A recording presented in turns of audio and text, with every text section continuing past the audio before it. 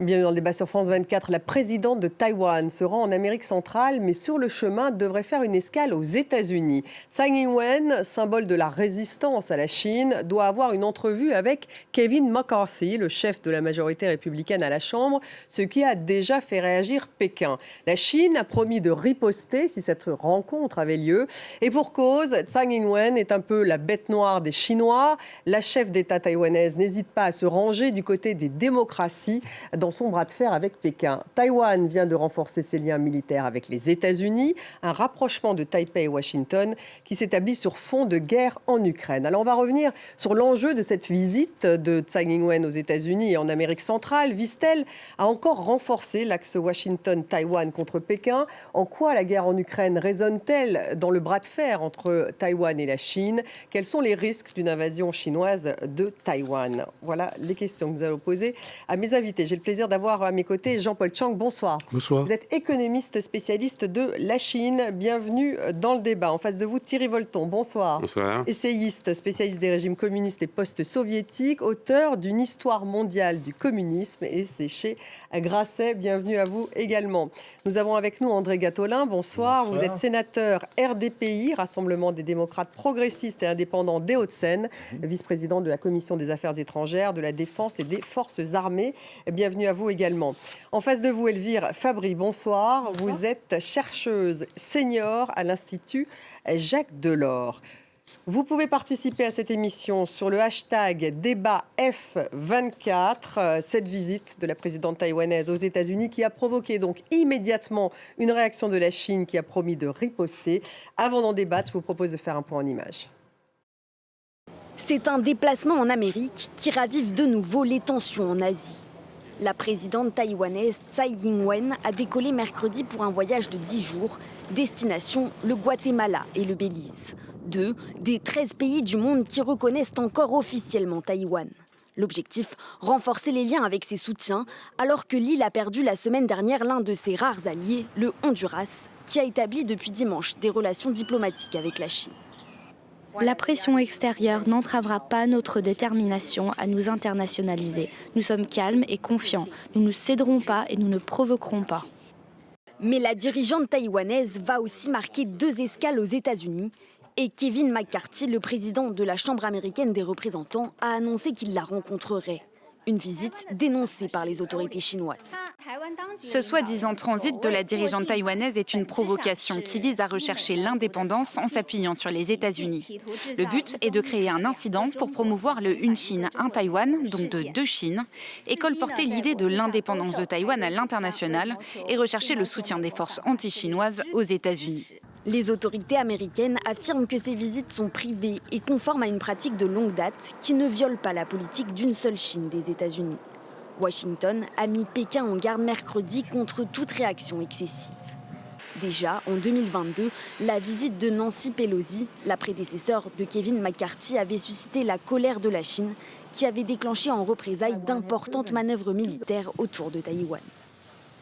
Thierry Volton, est-ce qu'on est dans une nouvelle escalade? En quoi cette visite finalement de la présidente taïwanaise est si importante pour elle aux États-Unis? Oui, ça paraît un peu, ça paraît un peu effectivement grossier, je dirais, dans le sens où d'abord ce n'est qu'une escale. Elle n'est pas reçue officiellement, puis elle va être reçue entre 2 avions par McCarthy, qui est le numéro 3 effectivement du pouvoir américain. Elle se rend à Belize et au Guatemala, donc c'est une posture, si je puis dire, de Pékin. Pour marquer encore son territoire. Comme vous le savez, pour eux, Taïwan leur appartient. Donc, c'est une posture. Et je pense que ça... Je ne pense pas qu'il y aura des conséquences énormes. Ils vont peut-être faire quelques avions, quelques bateaux qui vont passer dans le détroit, et voilà. Mais en tout cas, ils ont réagi tout de même assez vite, Jean-Paul Chang. Ça correspond un petit peu à la visite de Nancy Pelosi à Taïwan, le fait que la présidente de Taïwan aille aux États-Unis. Alors, le point commun, c'est que c'est le 3e personnage de l'État américain qui est censé... revoir Mme Tsai Ing-wen, donc voilà. Oui, c'est moins grave que c'est moins important que quand elle se déplace. Mme Pelosi s'est déplacée à Taïwan. Merci de parler à ma place. C'est ce que je voulais dire de toute façon. Donc, il n'y a pas de problème. Non, mais continuez comme ça. Allez-y, Jean-Paul Chang. Oui, voilà. Donc, effectivement, pour elle, c'est important parce qu'elle arrive à son fin de mandat, je pense, l'année prochaine. Les élections l'année prochaine. Bien sûr, donc elle veut s'inscrire dans l'histoire, effectivement, comme quelqu'un qui a affirmé haut et fort, non pas l'indépendance, mais en tout cas l'influence internationale de Taïwan, et donc de renforcer surtout les relations avec les Américains. Pour elle, c'est très important.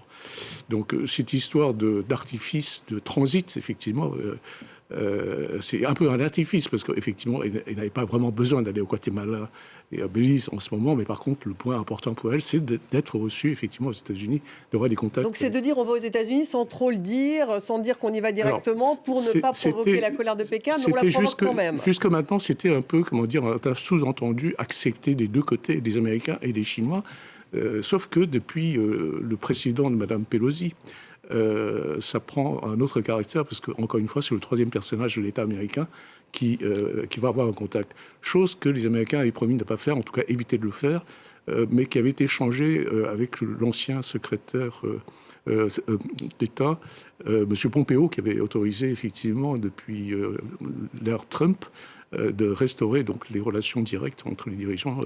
Voilà. Donc là-dessus, je pense que les Chinois font la différence, comme dit Thierry tout à l'heure, à savoir qu'il y a une petite nuance, effectivement, c'est pas un Américain qui va à Taïwan, mais c'est quelqu'un qui, aux États-Unis, transite. Donc il y aura une forte réaction, mais je pense que c'est très proportionné par rapport à la dernière fois. Voilà. André Cattelin. Oui. Une réaction forte tout de même de la Chine, puisque on peut minimiser, mais enfin, elle a déjà dit qu'il y aurait représailles si la présidente taïwanaise voyait Kevin McCarthy. C'est un peu le problème qu'on a systématiquement avec la République populaire de Chine, c'est que la notion de séparation des pouvoirs entre le législatif et l'exécutif n'existe pas. En tous les cas, ils refusent de l'admettre. Donc l'existence d'une diplomatie parlementaire, alors peut-être le troisième personnage de l'État, c'est d'abord le président de la Chambre des représentants, républicain, donc d'une couleur différente du président Biden. Le droit des parlementaires, en tous les cas en Occident, à mener une diplomatie qui est différente. On l'a vu quand Madame Nancy Pelosi s'est rendue à Taïwan, ça n'a pas nécessairement soulevé l'enthousiasme, voire même des critiques de la part de l'administration Biden. Donc, à un moment, il faut quand même dire que affirmer que Taïwan n'existe pas n'a pas de raison d'être. Il y a des élections démocratiques, il y a un statut relatif d'autonomie et de système politique différent. C'est normal qu'elle puisse se déplacer. Elle veut marquer cette différence. Oui. Hein, et puis, il y a un enjeu aussi quand même qui joue quand même avec les deux pays, même si Belize, c'est tout petit. C'est effectivement les derniers pays qui reconnaissent officiellement. Le Honduras a, un peu par la force des choses, abandonné Taïwan, sans doute pour une somme de 2 à 3 milliards de dollars. C'est ce qui s'écrit et ce qui se dit. Voilà, sa situation... Versée par la Chine. Par la Chine, évidemment. Elvire Fabry, réaction donc justement cette visite. Est-ce qu'elle a besoin d'afficher encore aujourd'hui, la présidente taïwanaise, justement, ce rapprochement avec les États-Unis, qui est un fait, hein, il y a un rapprochement militaire notamment? Oui, c'est un affichage politique, parce qu'on voit bien que les liens économiques se renforcent. On va certainement parler des investissements de TSMC, gros investissements en Arizona.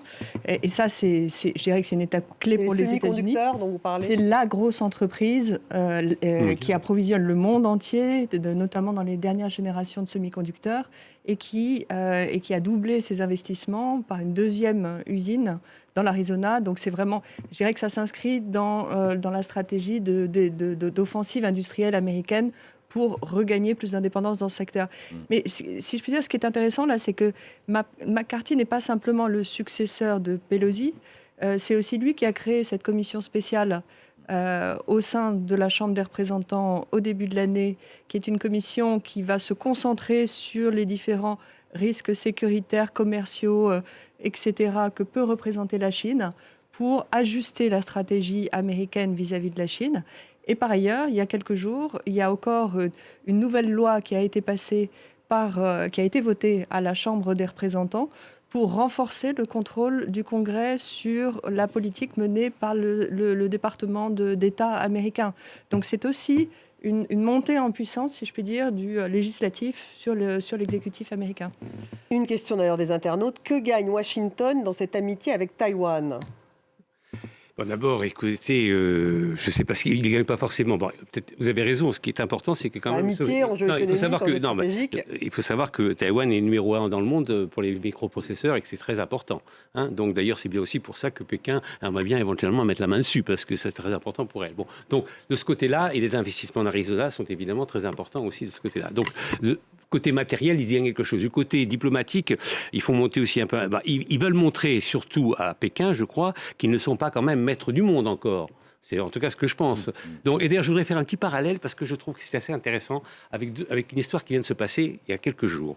Donc, Pékin fait la censure à propos de cette visite de Madame la Présidente aux États-Unis, et Monsieur Xi Jinping, lui, a été à Moscou rencontrer Poutine. Madame la Présidente est élue démocratiquement, n'est-ce pas? Et elle se rend librement, si je puis dire, rencontrer des gens qui sont démocratiquement élus. Monsieur Xi Jinping n'est pas démocratiquement élu, il rencontre Monsieur Poutine à Moscou, qui lui est poursuivi par la Cour internationale pour déportation d'enfants. Alors, excusez-moi, que Pékin fasse des leçons de morale internationale de ce type-là, je trouve qu'il n'a pas le droit. Voilà. Vous pouvez répondre peut-être, Jean-Paul Chang. Est-ce que c'est tout de même une question existentielle aujourd'hui pour Taïwan que de se rapprocher des États-Unis? Pour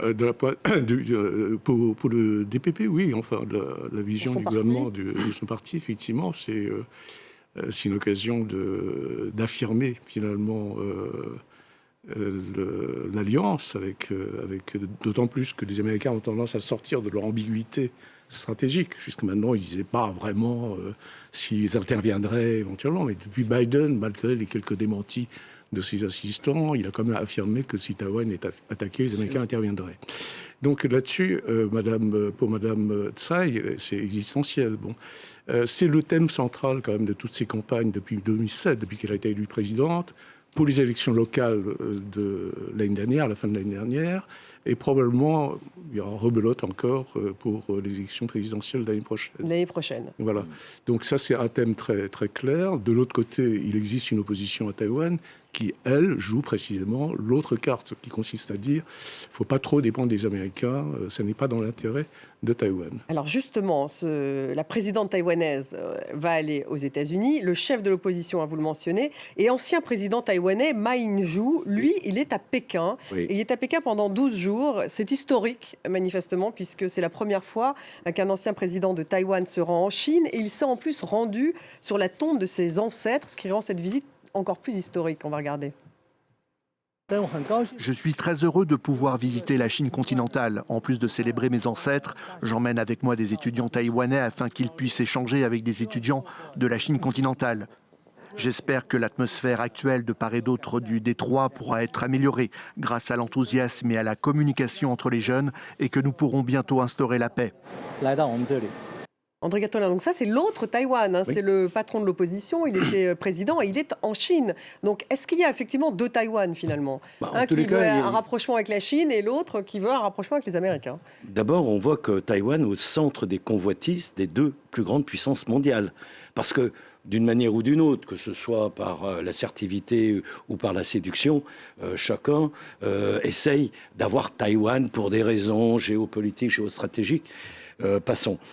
Mais c'est pas seulement, bien sûr, évidemment. Alors, Monsieur Ma n'est plus président de la République de Chine.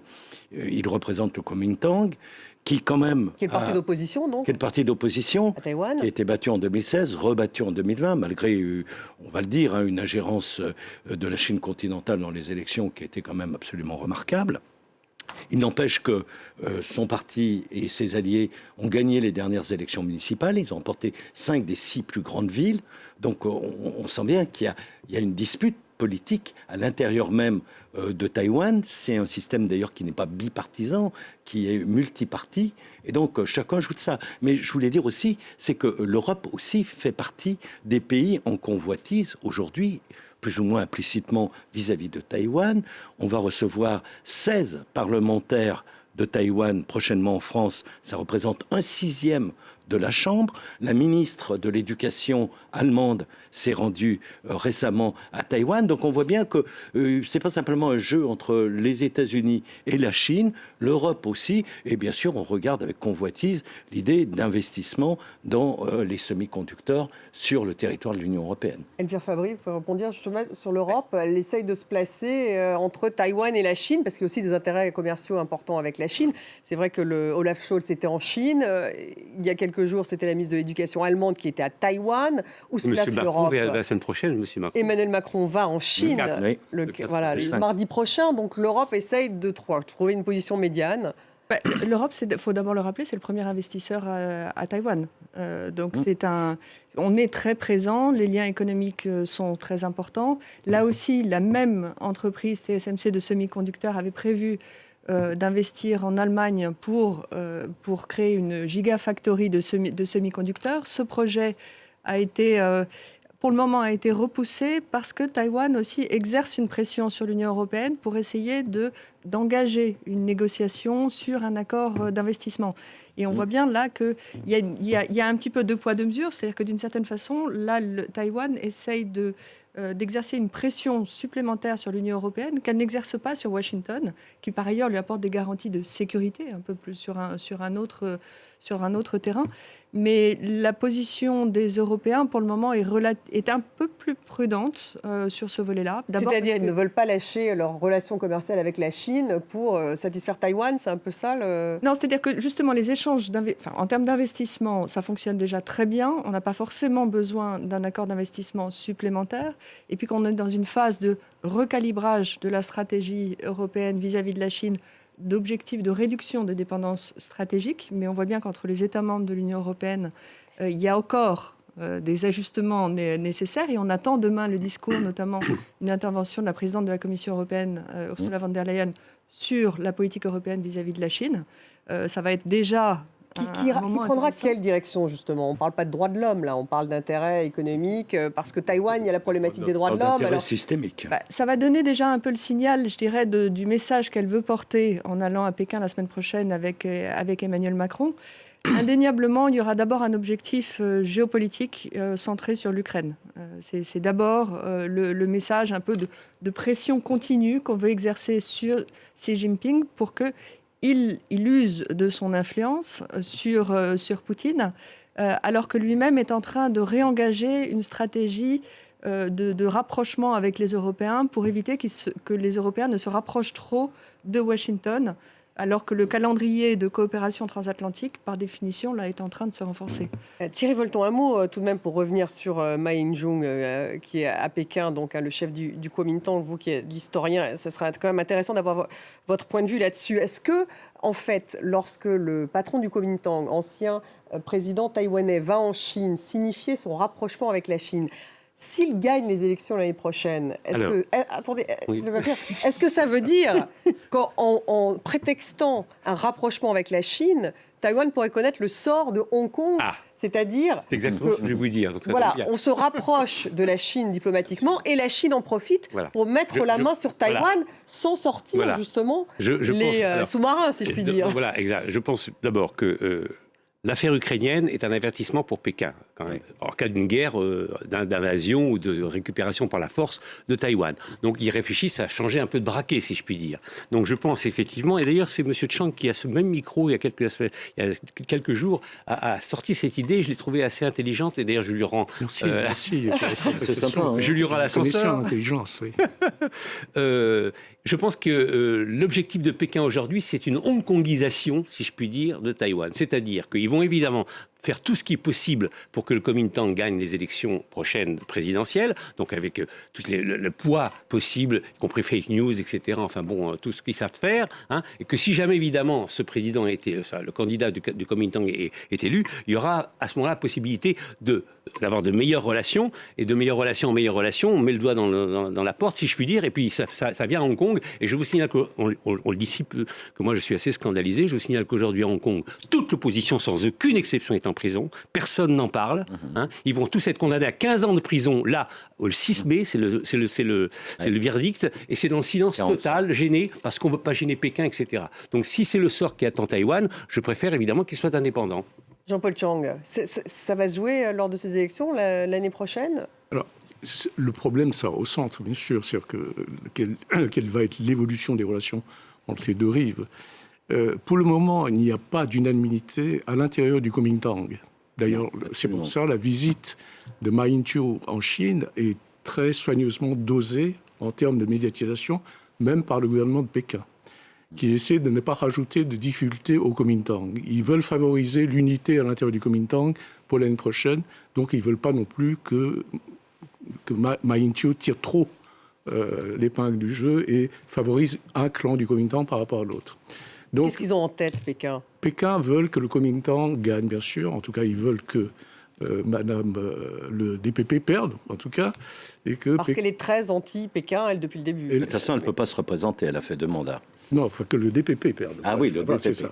Donc Pékin voudrait effectivement qu'on arrive à revenir au concept du consensus de 92, qui à l'époque, c'est-à-dire avec Ma Ying-jeou, reconnaissait que bon, on fait partie de la même Chine. Et le statu quo, voilà. Et on continue à négocier, à échanger commercialement, entre échange d'étudiants, enfin, voilà. En tout cas, beaucoup d'échanges. Et puis, on maintient le statu quo. On verra progressivement comment on avance. Mais l'intention, quelle est-elle? L'intention, c'est de revenir dans un premier temps, effectivement, au consensus de 92. Et ensuite des négociations pour éventuellement trouver une solution, soit fédérale, soit d'unification, bien entendu. C'est clairement affirmé depuis 1949. Donc quel est le risque que Taïwan connaisse le même sort que Hong Kong? Oui, Hong Kong, il faut voir, Hong Kong, c'est... L'essentiel de... Hong Kong est toujours le 4e centre d'affaires au monde aujourd'hui, d'après le dernier rapport qui est sorti en comparant les différents centres financiers. Hong Kong, à part effectivement l'introduction de la loi sur la sécurité nationale qui a fourni effectivement des armes pour réprimer la dissidence, le reste de la population, pour le moment, je vais dire, elle n'est pas complètement politisée, hein, comme on voudrait le faire croire. Donc, quant à Taïwan... C'était quand même plus de 2 millions dans les rues, minimum. Hein, oui, bien sûr. Donc, quand vous dites l'ensemble de la population... Bien sûr. On n'en sait rien, d'ailleurs. Mais Hong Kong a beaucoup... Quand il y a le bâton du policier qui tape, les gens restent... C'est vrai. On le voit ailleurs dans d'autres pays. Oui, bien sûr. Ce que je veux voir, c'est aussi simplement que... Madame Tsai a réussi quand même brillamment sa 2e réélection en se fondant sur les éléments de Hong Kong. Ça a été extrêmement clair. C'est-à-dire que toute la campagne présidentielle, vous le savez, a été très, très, très centrée sur le risque du Parti communiste chinois, avec l'exemple de Hong Kong.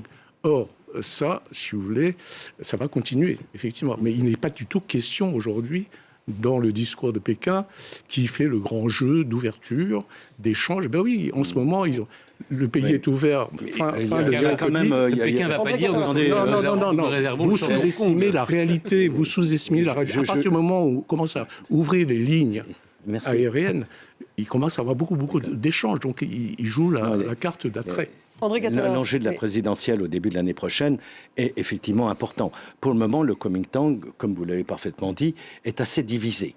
Et effectivement, la Chine n'a pas intérêt à en rajouter trop. Et cette visite de M. Ma, je ne suis pas sûr qu'elle soit totalement opportune pour l'aider à gagner les élections, en tous les cas dans les urnes.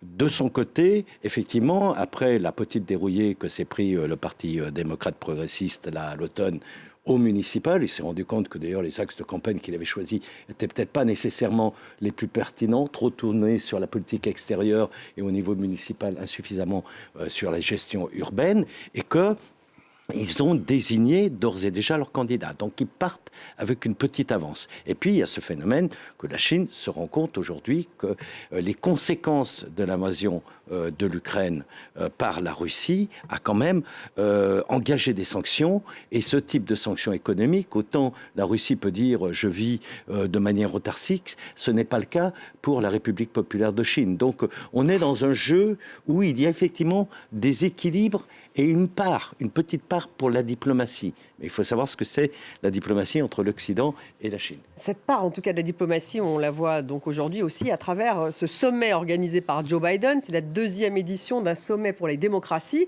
Et eh bien, Taïwan participe à ce sommet sur la démocratie. Est-ce que Elvire Fabry, finalement, ça reste quand même sa marque de fabrique, la démocratie, à cette présidente taïwanaise et à son parti? Oui, je crois qu'il faut être honnête. Il y a à la fois fondamentalement la défense des valeurs démocratiques à Taïwan, et puis, encore une fois, il y a un enjeu économique majeur qui n'est pas simplement clé pour les États-Unis, pour les Européens, c'est pour le monde entier. C'est-à-dire que on s'interroge... Mais quelle que soit la majorité qui remporte les élections, Taïwan restera le premier grand fabricant de semi-conducteurs. Oui, mais tout dépend... Non, ça ne changera pas vraiment la donne d'un point de vue économique. Si Pékin reprend le contrôle de Taïwan, il a la main sur les exportations. Il a à ce moment-là une arme décisive, un levier décisif et de coercition, et qui peut littéralement paralyser toute l'économie mondiale, parce que ce sont aujourd'hui toutes les nouvelles technologies qui sont composées de ces semi-conducteurs, qui ont besoin même de l'utilisation de ces semi-conducteurs pour leur fabrication. Donc c'est véritablement une paralysie de toute la technologie, à un moment où, rappelons-le encore une fois, l'ambition de la Chine, c'est d'être le leader mondial dans le secteur technologique, et à un moment où se développe tout un nouveau pan des technologies de rupture, où on a besoin des technologies pour toute la transition verte et digitale. Donc on est à un moment clé. Et la question, c'est à la fois la question des modalités, si je puis dire, que voudrait utiliser Pékin pour contrôler Taïwan, mais surtout de l'échéance et de la capacité de monter en puissance des autres grandes puissances, États-Unis, Europe, Japon, dans la fabrication aussi de ces semi-conducteurs. Et alors, évidemment, on ne peut pas évoquer, c'est intéressant d'un point de vue économique, après d'un point de vue militaire, il y a un accord donc militaire entre Taïwan et les États-Unis qui se renforce. Dans quelle mesure peut-il y avoir une intervention militaire de la Chine à Taïwan ? Ça, je ne suis pas l'état-major chinois ni le bureau politique chinois. En tout cas, ils s'y préparent, les Taïwanais, à cette invasion militaire potentielle, puisqu'en fait, elle a allongé le service militaire. Pékin aussi s'y prépare en matériel amphibie, etc. Tout le monde, de part et d'autre du détroit, qui fait quand même à peu près 150 km, ce qui n'est pas une petite paire de manches. Je veux dire, c'est pas une petite manche de 30 km. C'est beaucoup plus compliqué que traverser la Manche pour le débarquement de 6 juin 1944. Donc, tout le monde s'y prépare, c'est vrai. Mais, alors, c'est vrai que les Américains sont là derrière. Et je reviens à ce que je disais, je pense que l'exemple ukrainien est un sacré refroidissement pour Pékin, parce que qu'est-ce qui s'est passé, c'est que du coup ça a ressoudé quand même les Européens et les Américains ensemble pour défendre l'Ukraine attaquée par la Russie, et donc Pékin se dit, si je fais la bêtise ou si je veux conquérir Taïwan, je risque de me retrouver face à un front similaire, peut-être pas européen directement, mais en tout cas similaire, et ça sera une partie difficile. Ça sera aussi difficile parce qu'à Taïwan, ils se défendront, un peu comme les Ukrainiens, parce que ça aussi, ils ne voudront pas forcément... Les Taïwanais se sentent plus menacés par Pékin depuis l'invasion de l'Ukraine par la Russie.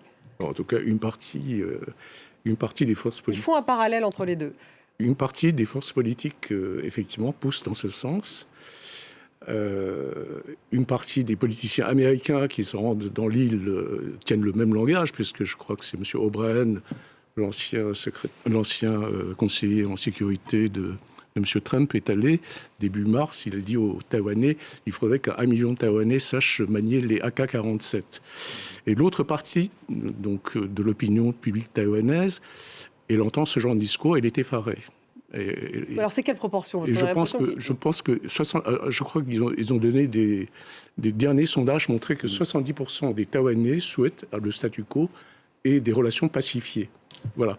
Donc, mais est-ce que 70% des Taïwanais ont peur? Le statu quo, c'est pas vraiment des relations pacifiées, parce que là, il y a quand même une ingérence assez forte de la Chine. Quand on dit statu quo, ça veut dire qu'il n'y a pas d'ingérence militaire, vous voulez dire. De guerre, évidemment. Mais vous avez parfaitement compris. Ce que je voulais dire simplement, c'est que les Taïwanais aujourd'hui ont ce désir d'éviter d'être en première ligne de tout conflit militaire et d'être entraînés finalement dans un jeu jusqu'au boutiste, en tout cas dans la majorité, et que Pékin, évidemment, joue sur du velours là-dessus.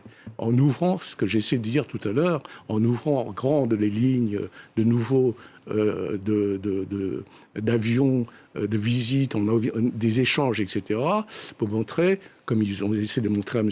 Ma Ying-jeou, qui en est très sensible, n'est-ce pas, en disant, voilà, l'accueil de la population chinoise est chaleureuse, etc. Je vais transmettre ce sentiment à mes compatriotes à Taïwan. C'est ce qu'il a dit. Bon, il joue à fond là-dessus. Donc je pense que pour le moment, c'est effectivement un grand jeu idéologique et de propagande aussi. Et ce que je pense, moi, simplement... De la part de Pékin et de Taïwan. Ce que je pense, c'est que les Chinois ont décidé d'accélérer depuis le 20e congrès. C'est plus un débat, c'est un monologue. Excusez-moi. Non, mais attendez. Non, je ne reste pas. Écoutez, il y a un moment, on se déplace. Si vous voulez inviter monsieur, vous l'invitez tout seul. Non, mais vous pouvez réagir à ce qu'il vient de dire. Oui, non, mais je peux réagir, je ne coupe pas la parole des gens. Alors ça, moi non plus. Voilà. Donc laissez-le juste terminer et vous réagissez sans problème. Allez-y. Donc terminez votre phrase. Non, mais c'est très bizarre. Non, c'est pas très bizarre. C'est l'influence étrangère. Je ne sais pas. Non, mais on essaie d'aller au bout de s'avancer. Allez-y, André Gattolin. On a un certain nombre de choses à dire. Donc allez-y, réagissez. Il y a le voyage, on n'en parle pas, du président de la République la semaine prochaine. J'ai entendu dire qu'il y allait, et c'est le discours officiel, pour convaincre Pékin de tenter de convaincre monsieur Poutine d'arrêter sa guerre. Elle en parlait, oui, c'est exactement ça. On avait aussi, on va évidemment aborder ce sujet, mais on parlait effectivement des deux Chines et de l'impact de l'influence chinoise à Taïwan. Mais je crois qu'après... Vous voulez avancer et parler donc d'Emmanuel Macron. Mais il y a des élections qui ont lieu prochainement. Il y a un rapport de force, il y a eu des élections, on en a parlé, il y a des difficultés effectivement qu'a rencontré le Parti démocrate progressiste lors des élections municipales. Anticiper ce qui va se passer, je ne crois pas que la majorité de la population de Taïwan, aujourd'hui, soit volontaire d'être réintégrée d'une certaine manière ou d'être intégrée à l'intérieur de la Chine populaire. Quelle est la proportion de Taïwanais Je crois que la majorité, franchement, est pour, en tout cas, statu quo, certainement pas l'intégration à la République. Pas l'intégration. C'est ce qu'a dit Jean-Paul Chang, d'ailleurs. Voilà, oui, d'accord. D'accord, oui. Donc vous allez dans son sens. Oui. Bon. Non, mais enfin... Bref, la guerre...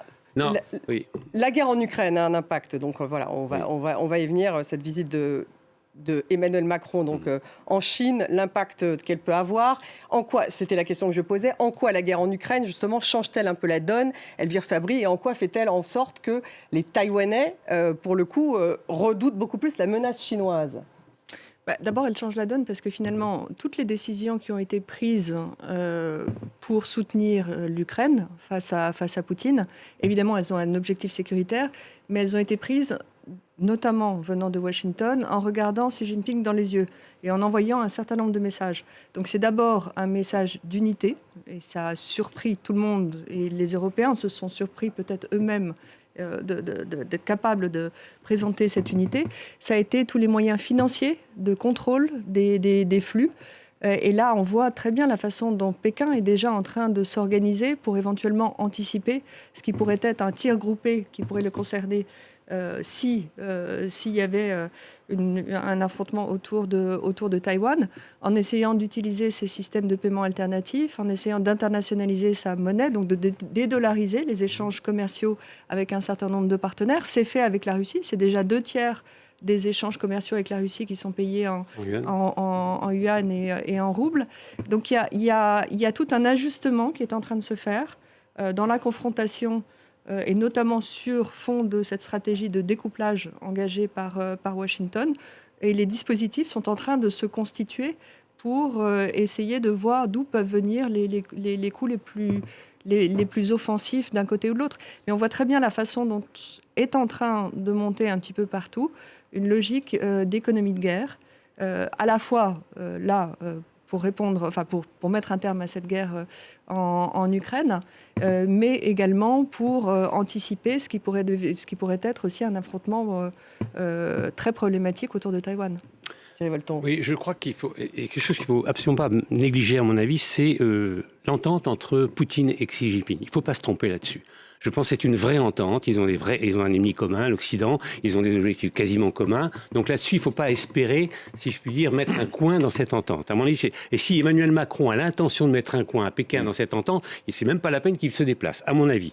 Alors, ce qui est amusant dans cette affaire-là, c'est que M. Macron a tenté pendant des mois à parler avec M. Poutine. Aujourd'hui, il a renoncé parce que ça ne servait à rien. Alors, s'il fait le même coup à Pékin en essayant, excusez-moi... Quels espoirs peut-il avoir? On a bien vu que Vladimir Poutine... D'abord de jouer un rôle, excusez-moi, de jouer un rôle, parce que la France aime bien jouer un rôle international, plus important que son poids réel, si je puis dire. Donc ça, c'est une première chose. Et puis, deuxièmement, il peut effectivement espérer que Pékin fera de la pression sur Poutine. Ça, c'est à mon avis... Il peut l'espérer, mais on a vu... Non, mais il y a une chose, c'est qu'il n'y va pas seul. Il y va avec la présidente de la Commission européenne. C'est très important.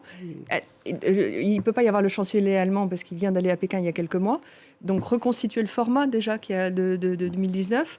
Mais c'est important parce que c'est finalement... Il y a le Premier ministre espagnol aussi actuellement. C'est un message européen qui va être porté. Et le voyage d'Emmanuel Macron, il a différents niveaux, si je puis dire, différents objectifs. Il y a cet objectif vis-à-vis de l'Ukraine. Il y a un objectif... d'abord de diplomatie économique qui sera bien réel parce qu'il va partir avec toute une série d'entreprises françaises pour essayer de renforcer les exportations vers la Chine à un moment où la Chine économiquement là disons que les échanges deviennent retrouvent un peu une certaine normalité. Et puis, sans doute aussi pour réengager quand même un dialogue sur les enjeux de concurrence équitable, parce qu'on est resté suspendu au gel de l'accord d'investissement de 2020, qui n'a pas pu être ratifié, mais dans lequel la Chine prenait un certain nombre d'engagements qui allaient dans le sens d'une concurrence plus équitable.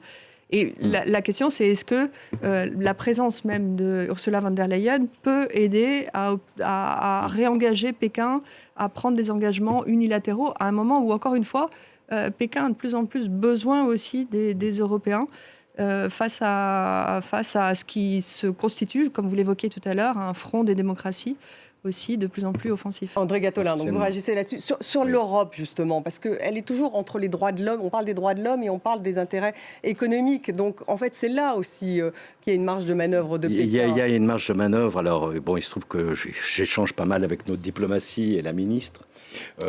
L'idée du voyage, et ça m'a été clairement confirmé la semaine passée par la ministre des Affaires étrangères, c'est de faire passer un message à la fois de clarté et de fermeté vis-à-vis de Pékin.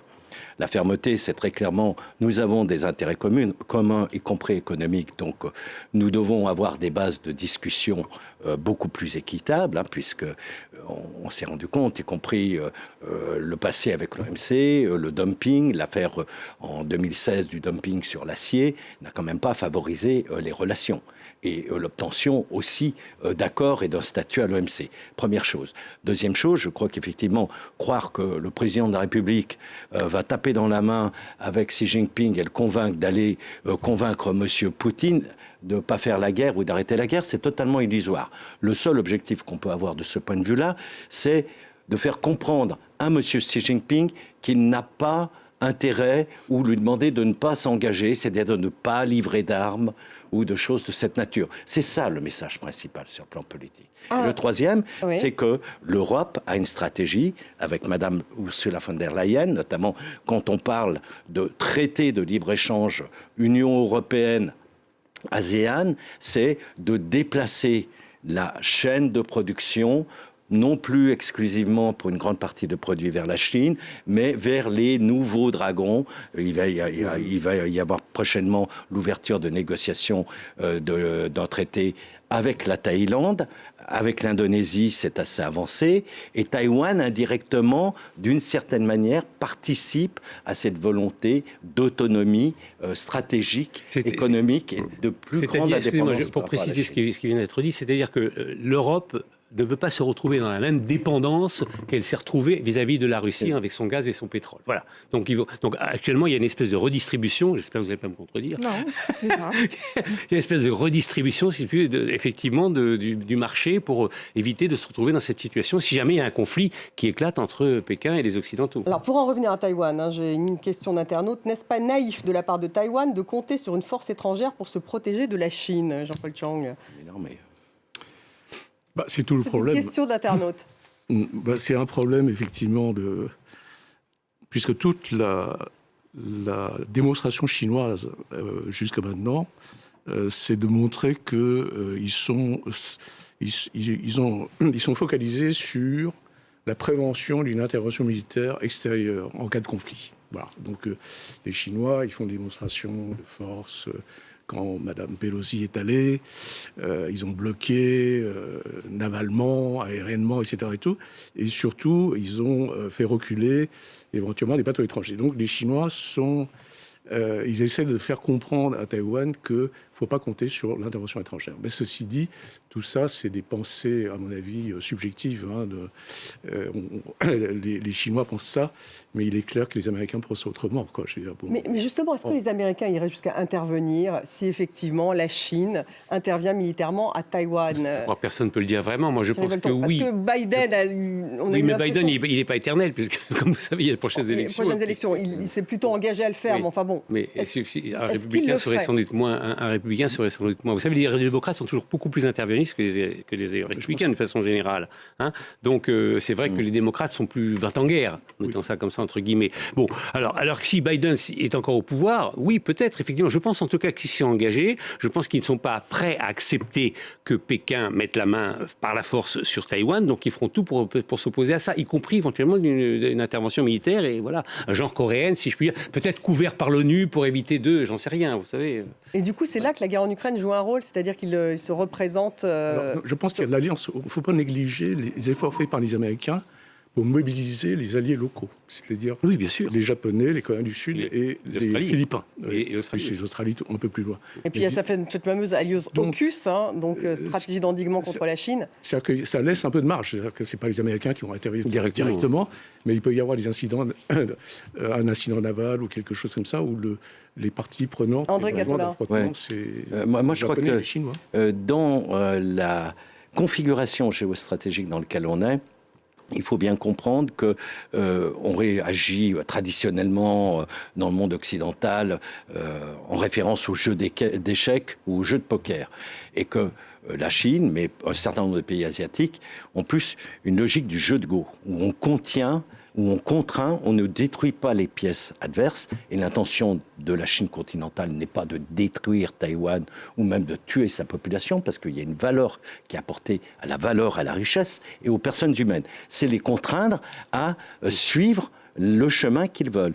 Et les généraux américains, depuis 30 ans, dans les écoles de guerre, apprennent le jeu de Go, comprennent qu'il y a une autre logique. Donc je pense qu'il y a pas un poker menteur, mais il y a un rapport de force où chacun espère pouvoir convaincre l'autre ou un certain nombre d'alliés de les appuyer pour faire en sorte que la situation ne bascule pas définitivement en faveur du camp adverse. Je pense que cette logique-là doit être pensée, et le fait que l'Europe, tout en jouant quand même une certaine proximité avec la Chine économiquement, s'entoure d'alliés à la périphérie ou à l'intérieur du reste de l'Asie pour jouer un rôle, pas seulement économique, mais peser dans la situation et essayer de préserver, dans un monde qui se brutalise, un risque de guerre un peu trop généralisé. Est-ce qu'en tout cas, on peut dire que les prochaines élections à Taïwan vont être décisives, à la fois pour les relations donc, avec l'Europe et...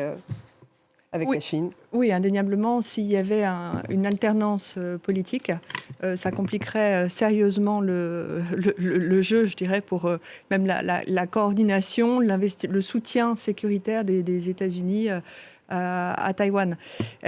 Puisqu'on parle des voisins de la région, je dirais qu'il y a les enjeux d'alliances sécuritaires qui existent déjà depuis longtemps, le Japon, la Corée du Sud, et puis il y a les enjeux économiques, parce que, encore une fois, dans cette offensive pour débrancher la Chine de l'accès aux technologies occidentales, il faut aussi éviter les pays de transit. Et il faut aussi renforcer les alliances économiques pour qu'il n'y ait pas des détournements qui se constituent. Et on voit bien que autant les partenariats avec la Corée du Sud, le Japon, l'Australie sont déjà plus évidents, autant il y a toute une série de pays dans le voisinage proche qui aimeraient bien ne pas se retrouver coincés entre deux blocs, qui veulent continuer à avoir accès aux deux blocs et dont il faut éviter qu'il y ait un peu aussi des enjeux de bascule, d'allégeance. C'est une affaire on est dans une affaire de long terme, enfin de long terme, de moyen terme. Tout ça va se mettre tout en place. Alors, dans cette affaire-là, la guerre d'Ukraine joue un double jeu.